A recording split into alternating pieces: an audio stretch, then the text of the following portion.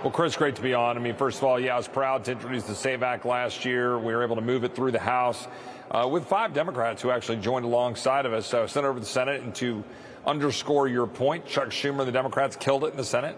I have every reason to believe they will do the same thing this year if and when we move the SAVE Act off the floor of the House. Now, we put it in our original rules package at the beginning of the House. We actually voted it out of Rules Committee today to vote on it again this week so we can send it over as a standalone. And then, to your point, I think we should try to attach it to something moving so we can force the Senate to action. Unfortunately, that died on the House floor today because 9 of our Republican colleagues sided with Democrats to say that we should have proxy voting and allow members to vote who are not present. And they thought it was more important to do that than to move the SAVE Act or to move, for example, an injunctions bill that we also had in the rules package today that would help clamp down on these rogue judges.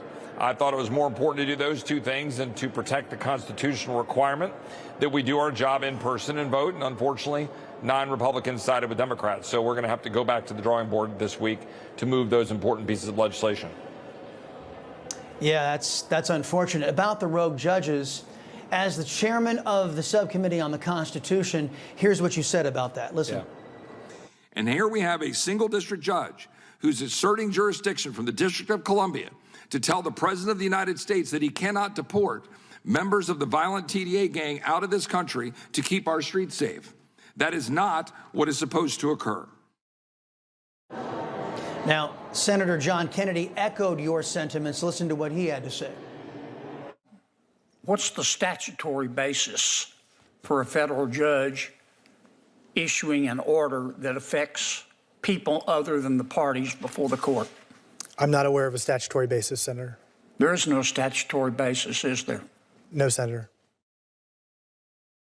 In fact, there is no basis in the Constitution for that action. Congressman, there is no constitutional or legal authority vested in these district judges anywhere in this country to make national injunctions. Will Congress use their constitutional powers to rein in an unconstitutional and rogue judiciary, or is this Congress completely useless to the citizens of the United States? So it's a great question. I'll tell you that the Republicans in the House Judiciary Committee, we passed legislation, I think a couple of weeks ago, maybe 3, that would address this issue. Now, we had a modified version in which I won't get into the legalistic weeds, but in short, it would limit the reach of any single judge's ruling to the parties in front of that judge.